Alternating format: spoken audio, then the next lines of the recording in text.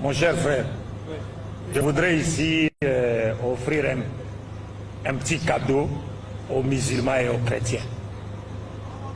Un petit cadeau juste. Zerabiso, Jean chapitre 11, verset 33, 34, virgule 41, 48. Donc dans la première partie, on nous dit ceci. Jésus, voyant la sœur de Lazare pleurer, Marthe, qui était la sœur de son ami Lazare, parce que Lazare était mort. Jésus est venu, il a appris la mort de Lazare. Il est venu. Et Jésus dit quoi? Il demande à la sœur de Lazare et aux juifs qui l'accompagnaient et qui pleuraient Lazare, où l'avez-vous mis? Et puis la sœur de Lazare lui dit, viens, on va te montrer là où on l'a enterré. Est-ce que Dieu peut-il demander à ces créatures où l'on avait enterré une autre créature? Parce que rien ne se cache aux yeux de Dieu, comme nous dit Ézéchiel chapitre 23. Rien ne se cache aux yeux de Dieu. Mais Jésus vient, il pleure, lui-même il pleure. Mais Jésus demande, où l'avez-vous enterré? Où l'avez-vous mis? Mon cher frère, est-ce que Dieu peut-il se renseigner auprès de ses créatures sur un endroit où aurait été enterré une autre de ses créatures? Non, celui-là n'est pas Dieu. Parce qu'il ignore où a été enterré sa créature. Il n'est pas Dieu. C'est pourquoi il confirme qu'il n'est pas Dieu. Versets 41 à 42. Pourquoi? Jésus, avant de ressusciter Lazare, il lève ses yeux au ciel. Et il dit, Père, c'est-à-dire Dieu, je sais que tu m'exauces toujours. Parce que c'est un prophète de Dieu. Mais si je parlais ainsi, c'est à cause de la foule qui m'entoure. Et qu'est-ce que Jésus voulait attendre de cette foule? Il ajoute en disant, c'est à cause de la foule qui m'entoure, afin qu'il croie, c'est toi qui m'as envoyé. Mais les chrétiens disent, non, ce n'est pas Dieu qui l'a envoyé, lui-même est Dieu. Si vous comprenez un peu cela. Les chrétiens disent, non, non, Jésus dit pour qu'il sache que c'est toi qui m'as envoyé. Mais les chrétiens refusent. Ils disent non, c'est lui-même qui est Dieu. Et donc Dieu est venu sur la terre sous forme humaine. Il a été arrêté par ses propres créatures, ligoté, frappé, crucifié.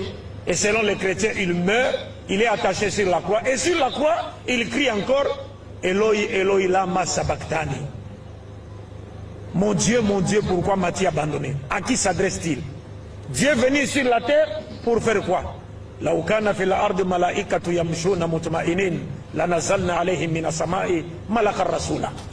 va venir faire quoi? Oh, il est venu nous sauver. Ah, il est venu nous sauver, mais il échoue. A-t-il sauvé le monde par sa mort? Non.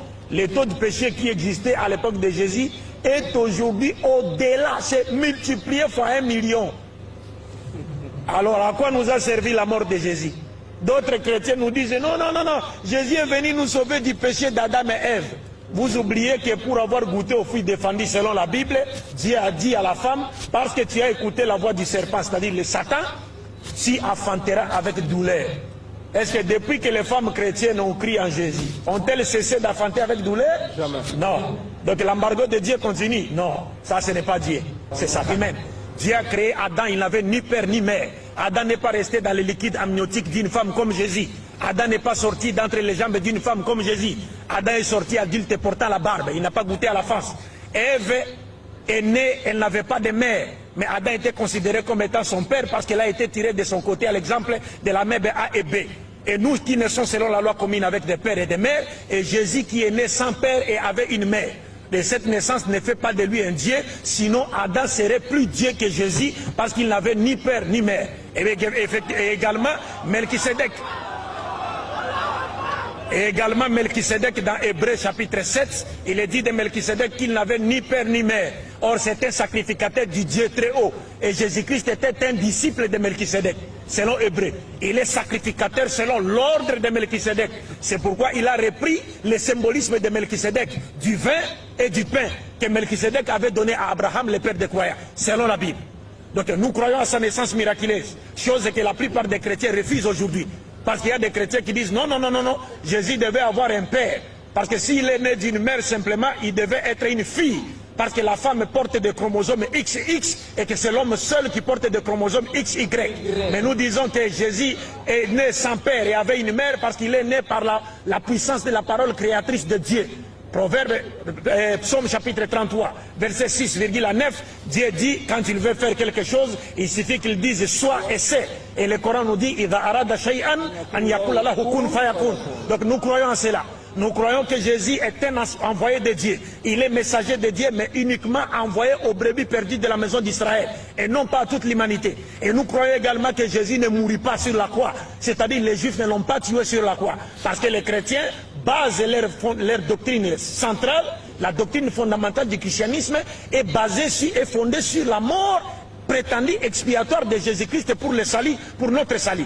Nous disons que cette doctrine est d'origine satanique, parce que Jésus ne l'a pas enseigné. C'est pourquoi Jésus a maudit tout celui qui a voulu l'amener à la mort, en disant à Pilate, malheur à l'homme qui m'a livré entre tes mains. Il serait mieux qu'il ne soit pas né, car il a commis un plus grand péché. Comment voulez-vous qu'un acte que le Christ lui-même qualifie de plus grand péché puisse être salvateur pour l'humanité? Et dans Luc chapitre 22, 1 à 6, on nous dit Satan entra dans Judas. Il poussa Judas pour qu'il puisse trahir Jésus afin qu'il soit mis à mort. Qui pousse Judas à trahir Jésus? C'est Satan. Comment voulez-vous qu'un acte dont Satan est l'auteur puisse être salvateur pour l'humanité? Donc c'est une doctrine satanique. C'est pourquoi le christianisme n'est jamais parvenu à transformer une seule rue depuis qu'il existe. Et le christianisme ne transformera même pas une seule rue jusqu'à la fin du monde. Parce que le christianisme n'est pas la religion de Jésus. Le christianisme n'est pas la religion de Jésus. Jésus n'a nulle part dit dans la Bible, croyez à ma mort sur la croix pour avoir la vie éternelle. Non. Dans Luc chapitre 11, à partir du verset 29, nous lisons que lorsque Jésus prêchait, une femme lui a dit, heureux les seins qui t'a porté. Heureuse les mamelles qui t'ont allaité. Jésus s'est retourné vers cette femme et lui a dit, heureux plutôt ceux qui écoutent la parole de Dieu et qui la mettent en pratique. Il n'a jamais dit, heureux plutôt ceux qui croiront à ma mort sur la croix. Pas du tout, nulle part.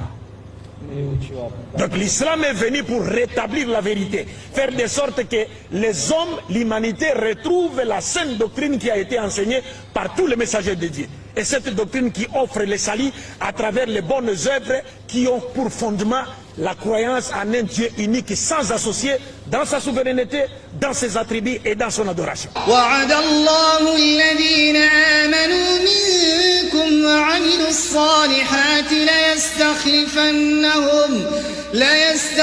ليستخلفنهم في الأرض كما استخلف الذين من قبلهم